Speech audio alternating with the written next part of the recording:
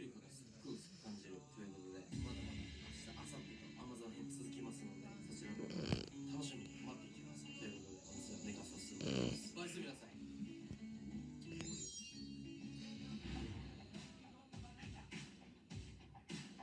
Amazon 生活3日目でございます。うわ、ちょっとやばそうです、これ皆さん。ヘビの抜け殻、うわ、でっかくね。